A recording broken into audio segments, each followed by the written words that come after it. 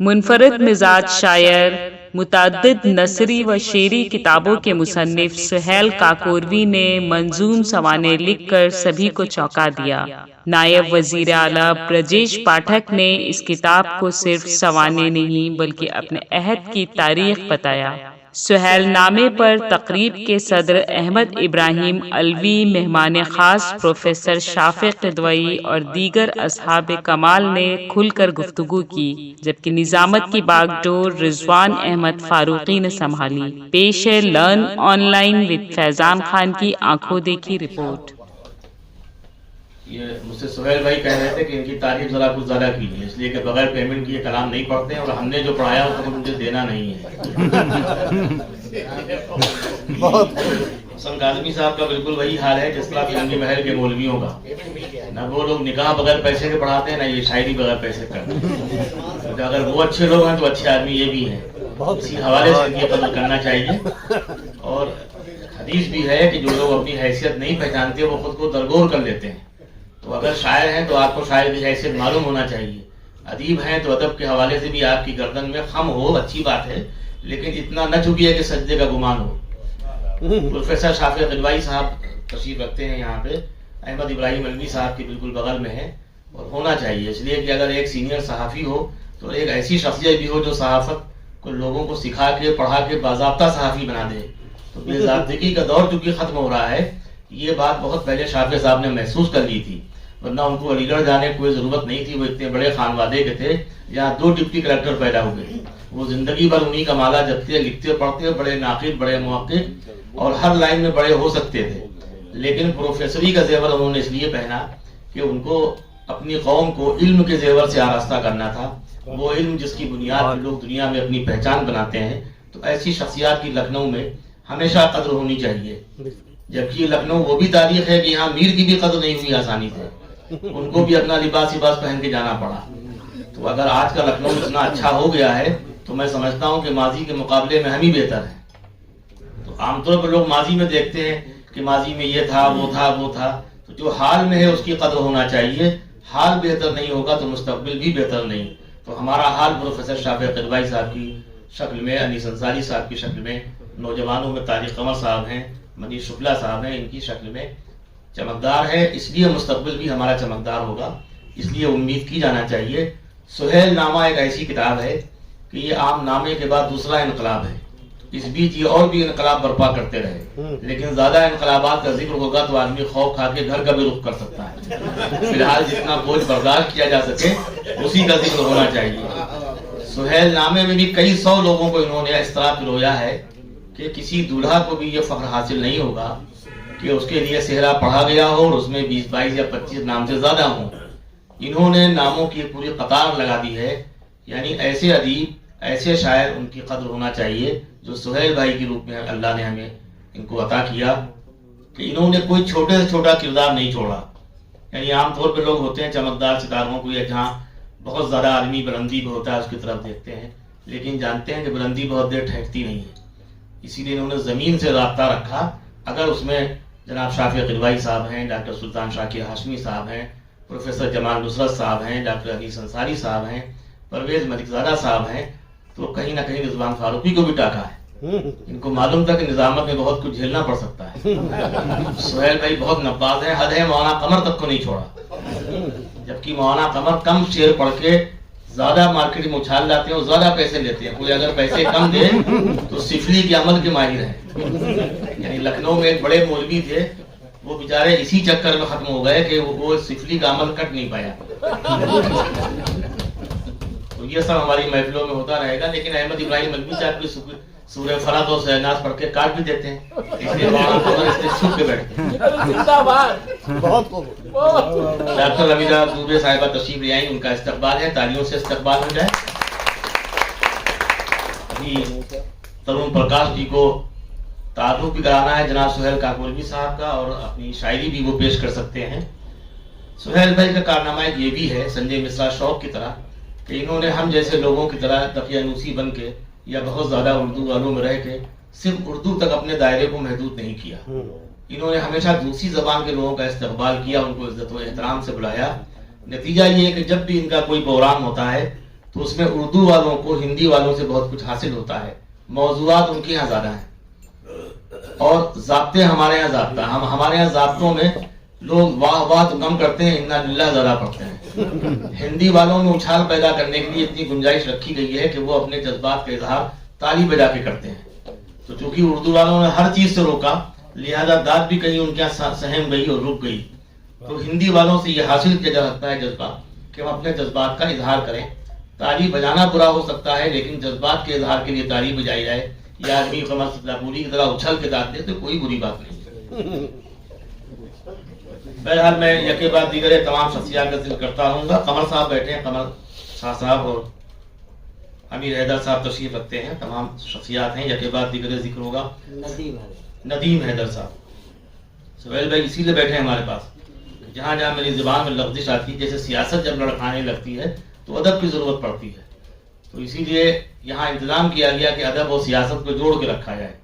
तो बगल में हमेशा उसी शख्सियत को बैठाना चाहिए जो आपको बता सके कैसे चलना है और किधर चलना है। चाहिए खामकाई आदमी है। अभी हसन कादमी साहब ने बताया भी कि ये हमारे पीर भाई हैं, तो इनको रदीफ पीर बना के अब पीर नामा लिखना चाहिए। सोहेल नामे के फौरन बाद लिख दिया जाएगा कि आप परेशान ना हो, मैं खुद लिख दूंगा। हसन भाई मैं इतना बोझ नहीं बनाऊंगा। उनको मैंने आलमी बनाने के लिए ये साजिश की है कि मैं न ट्रेन का सफर करता हूँ न प्लेन का। नतीजा ये कि दोनों चीजें मैंने हसन कादमी साहब को दे दी कि वो उड़े भी और शायरी के जरिए माल भी कमाए, लेकिन उसमें जो अदबी गुर्बत है उसको ही मिटाते रहती है। इसलिए कि हुस्न की ज़कात भी होती है, अदब की भी ज़कात होती है। बहरहाल अब मैं दावत देता हूँ। जनाब इरफान लखनवी साहब ने कुछ कहा है सुहेल भाई के हवाले से। वैसे शायद काबिल कदर होते हैं जो मौजूआत का ख्याल रखते हैं और कुछ ना कुछ कह के लाते हैं। मुमकिन है मौलाना कमर भी इस बीच कुछ सेटिंग कर लें, अगर शेयर हो जाए तो इनके ऊपर कुछ कहिएगा। सबसे पहले मैं सुहेल भाई को मुबारकबाद देता हूँ सुहेल नामे के हिजरा के इस मौके पर, और चंद शेर पेश करता हूँ। तमाम अल्फाज यूं सजे हैं,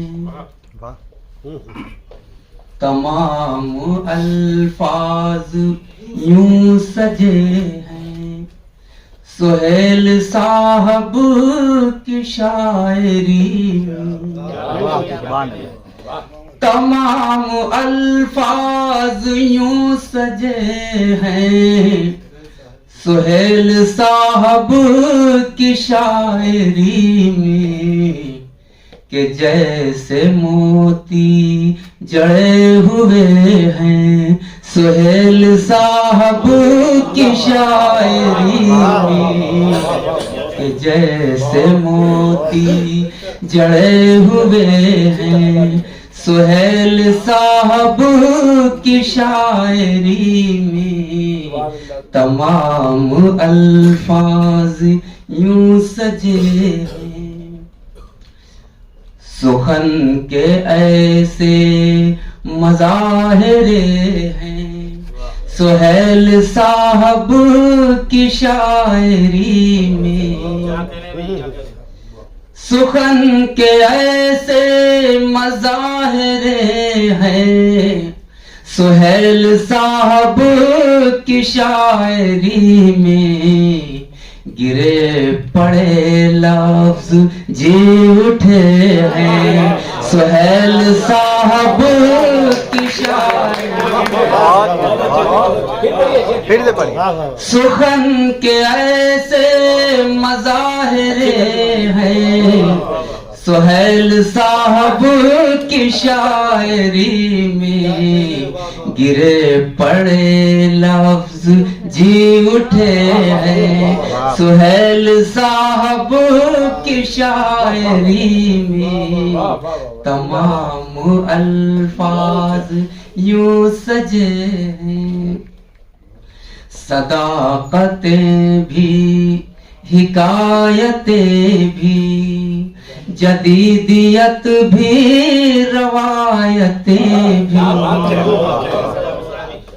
सदाकतें भी हिकायतें भी, सदाकतें भी हिकायतें भी, जदीदियत भी रवायतें भी। तमाम रंगों के गुल खिले हैं, सुहेल साहब की शायरी, मुझे तो लग रहा सुहेल साहब सदाकतें भी हिकायतें भी, जदीदियत भी रवायतें भी, तमाम रंगों के गुल खिले हैं, सुहेल साहब की शायरी में। तमाम रंगों, तमाम नस्सार और सुखनवर करेंगे सदियों तक इस्तिफादा। क्या कहने तमाम नस्सार और सुखनवर, तमाम नस्सार और सुखनवर करेंगे सदियों तक इस्तिफादा। वो तजरबे वो मुशाहिदे हैं, सुहेल साहब की शायरी में। तमाम बहुत माहौल बना दिया वाकई। और बहुत अच्छी शायरी वही है वाकई दिल को छू ले। सुहेल साहब की शायरी, यानी कि उन्वान बना के, रदीफ बना के किसी के नाम पे शेर कहना। शेरे तो बहुत से कहे जाते हैं, गालिब के बाद से आज तक कहे ही जा रहे हैं, लेकिन गालिब कोई ना उसमें जाएगा। आपने जो शायरी की उसके लिए आप काबिल मुबारकबाद हैं कि आपने मुतासिर किया और मजबूरी बात बटोरी। तो ये शोरा को भी एहसास होना चाहिए नस्सार के साथ कि अगर किसी महफिल में है तो कम से कम उस मौजू का हक एक शेर के जरिए ही चाहे अदा किया जाए, सबूत जरूर देना चाहिए कि यार मैं जिंदा हूँ। वरना ये कि वो शायरी जो रटी हुई है, जो बयाजों में बिल्कुल कहीं ना कहीं चस्पा है, उसी को पढ़ देना ये कमाल फन नहीं है। इसके लिए इरफान लखनवी काबिल मुबारकबाद, इनकी तरफ देखना चाहिए था नबी भाई को भी। अच्छा होता है कि हमसे निजामत इसीलिए कम कराई जाती है, मैं बीच बीच कहीं ना कहीं बताता रहता हूँ क्या करना है और क्या नहीं करना है। तो कहीं ना कहीं इरफान लखनवी जैसे संजीदा शायरों का कत्ल हुआ है।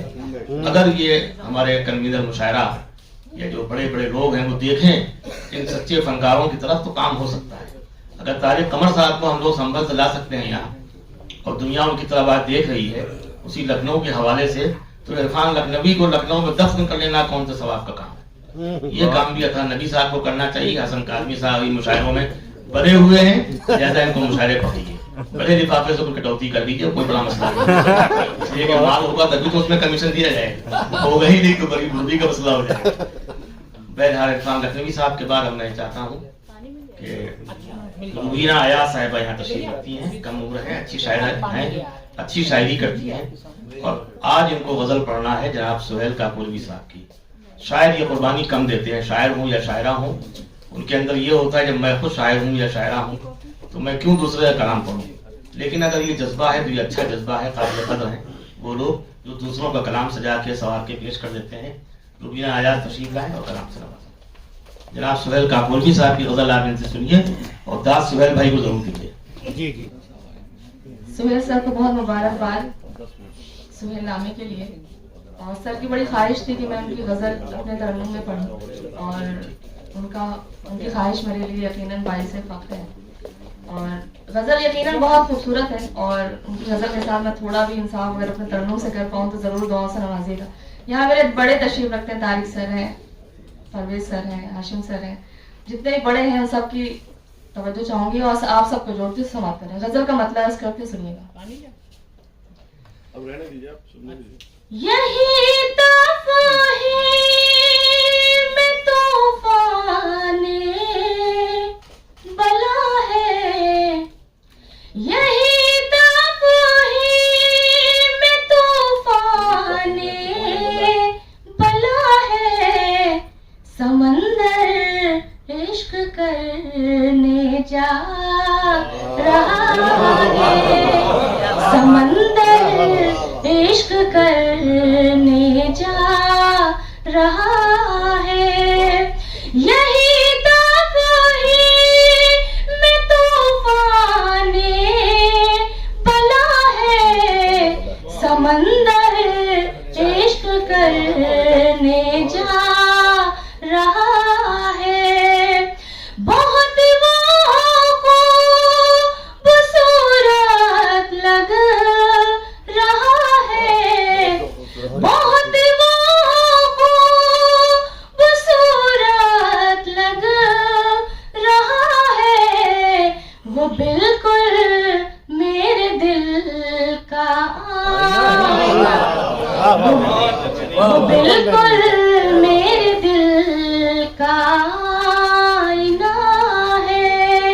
ये शेर बतौर खास सच्चा शेर समाप्त करें कि वही मुश्किल को कर देता है पानी, वही मुश्किल को कर देता है पानी, जो उम्मीदों पे पानी फेरता है, जो उम्मीदों पे पानी फेरता है।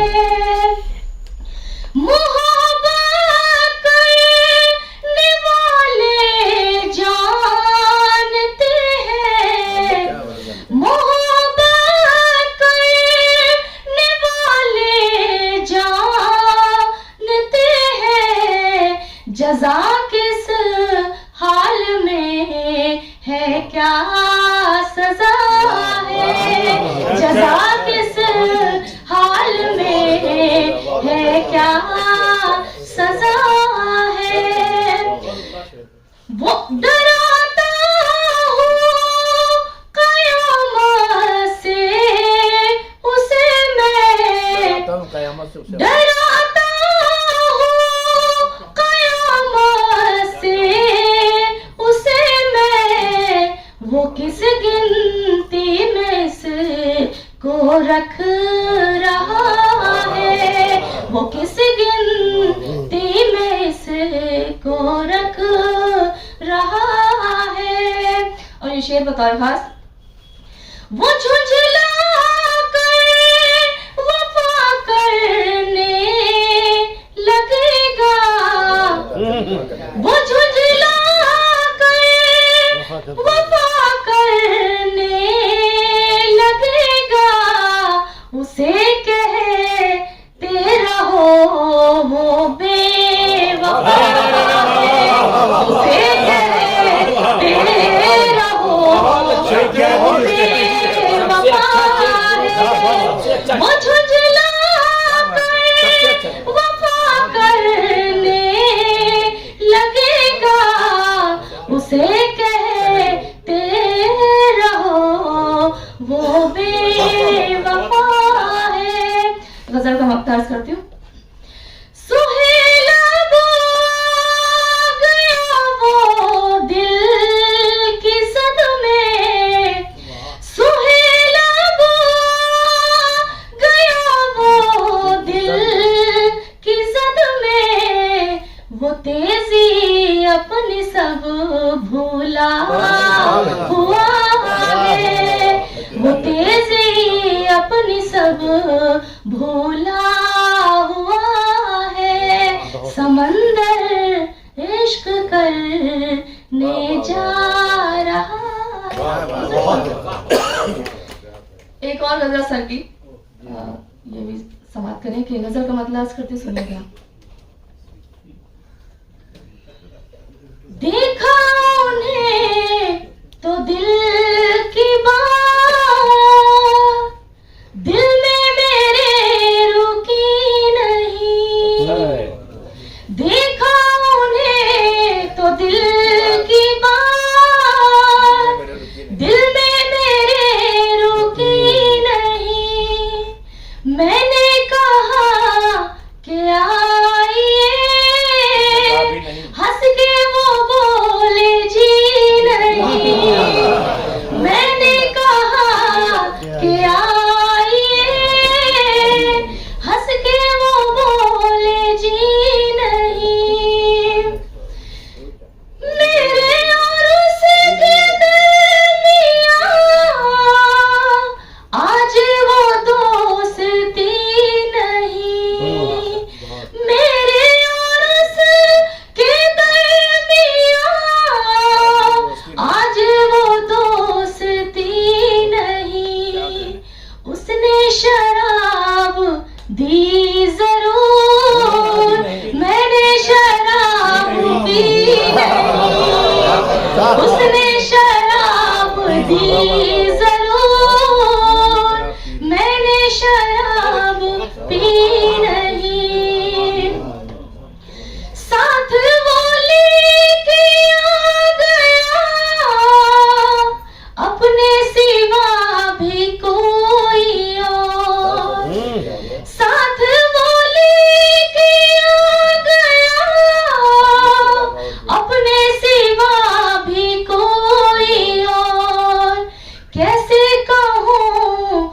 देख कर चोट मुझे लगी नहीं, कैसे कहूँ ये देख कर चोट मुझे लगी नहीं।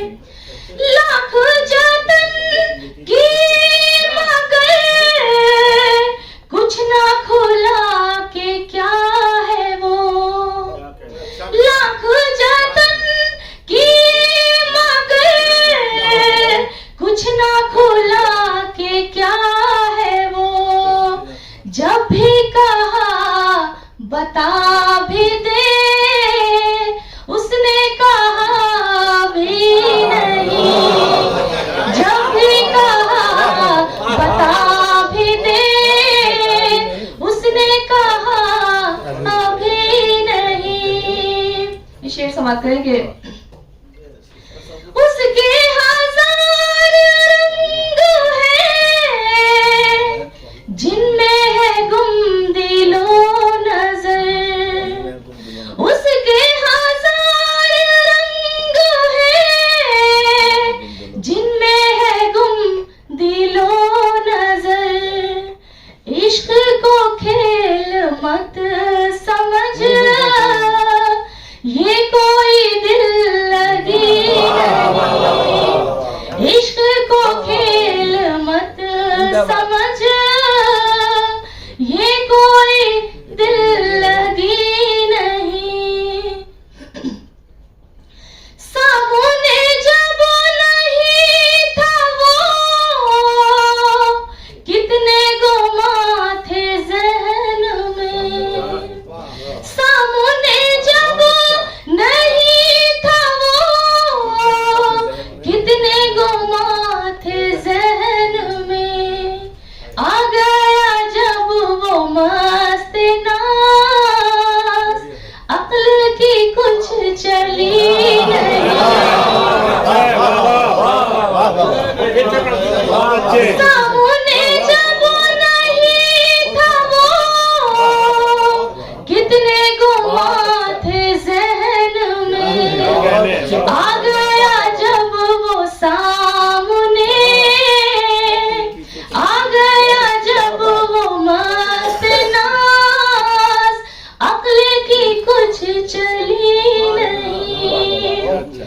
दिल को पता चला नहीं, उसमें जफा है या वफा। दिल को पता चला नहीं, उसमें जफा है या वफा। साथ तो वो रहा मगर उससे नजर मिली नहीं। साथ वो था, साथ तो वो रहा मगर उससे नजर मिली नहीं। पूरा शेर पढ़ो, दोनों लाइन मिला पढ़ो। दिल को पता चला नहीं, उसमें जफा है या वफा। साथ तो वो रहा मगर उससे नजर मिली नहीं। गजल का मक्ता अर्ज करती हूँ, फिर आप। वो तो ख्वाहिश में था सोहेल, उस पे ये मैंने कह दिया। वो तो ख्वाहिश में था सोहेल, उस पे ये मैंने कह दिया। आज तुम्हारी बस में नाज, खैर तो है सजी नहीं। आज तुम्हारी बस में नाज, खैर है तो सजी नहीं। इश्क को खेल मत समझ, ये कोई दिल लर्न ऑनलाइन की जानिब से आपसे बस इतनी इल्तिजा है कि हमारे इस प्रोग्राम को लाइक, शेयर और सब्सक्राइब ज़रूर करें। साथ ही बेल आइकन दबाना ना भूलें, जिससे हमारी हर वीडियो आप तक अपलोड होने के साथ ही पहुंच सके। शुक्रिया।